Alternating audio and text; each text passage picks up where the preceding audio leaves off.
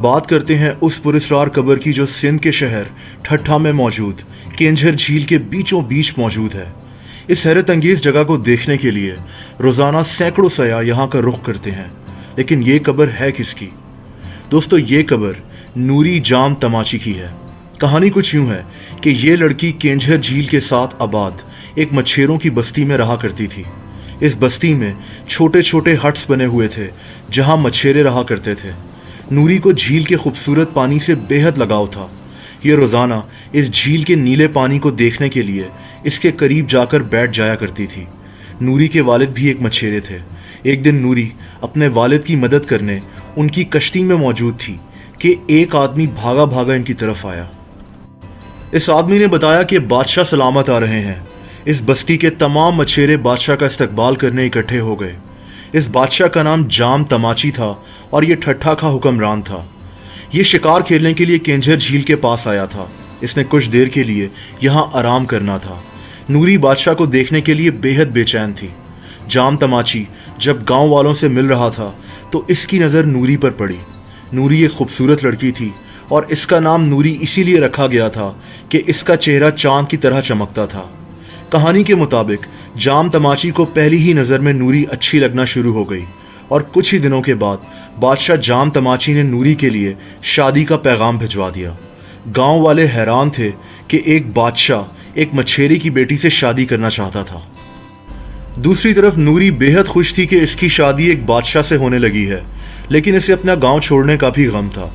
दोस्तों, कहानी के मुताबिक जब नूरी की शादी बादशाह जाम तमाची से हो गई और ये बादशाह के महल में आ गई तो महल के ज़्यादातर लोगों के लिए एक मछेरे की बेटी को मलका मानना मुश्किल हो गया। असल मसला बादशाह की वो 6 अदद बीवियां थीं जो महल में पहले से ही मौजूद थीं। इन 6 बीवियों ने नूरी से हसद करना शुरू कर दिया और ये नूरी के खिलाफ बादशाह जाम तमाची के कान भरने लगी। बादशाह ने इनकी बातों की तरफ ध्यान नहीं दिया, लेकिन फिर एक बात बादशाह को खटकने लगी। इसकी दूसरी बीवियों ने इसको बताया कि नूरी महल से हीरे जवाहरात चोरी कर कर अपने भाई को दे देती है, जो इनको अपने साथ अपनी बस्ती ले जाता है। बादशाह को महल के दूसरे लोगों ने भी बताया कि नूरी एक लकड़ी का बॉक्स अपने भाई को देती है। बादशाह को नूरी पर बहुत गुस्सा चढ़ा और इसने नूरी को रंगे हाथों पकड़ने का फैसला कर लिया। कुछ दिनों के बाद जब नूरी का भाई नूरी से मिलने महल में पहुंचा तो बादशाह ने अपने कुछ मुहाफिजों को नूरी के आसपास छुपाकर खड़ा कर दिया। इन मुहाफिजों ने देखा कि नूरी एक लकड़ी का बॉक्स अपने भाई को दे रही है, तो इन्होंने फौरन नूरी को पकड़ लिया और इससे ये बॉक्स छीन लिया। अब बादशाह जाम तमाची को बुलवा लिया गया। बादशाह बेहद गुस्से में था। नूरी बेहद हैरान थी कि ये सब क्या हो रहा है। बादशाह ने बॉक्स खुलवाने का हुक्म दिया कि नूरी ने कितने हीरे जवाहरात चुराए हैं। जो ही बॉक्स को खोला गया तो बादशाह की हैरत की इंतहा न रही।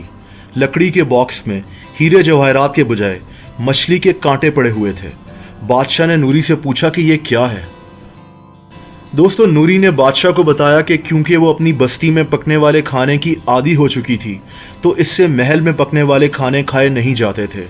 इसीलिए नूरी ने अपने भाई को हर कुछ दिन के बाद बस्ती से खाना लाने का कहा था, जो वो एक लकड़ी के बॉक्स में लाया करती थी।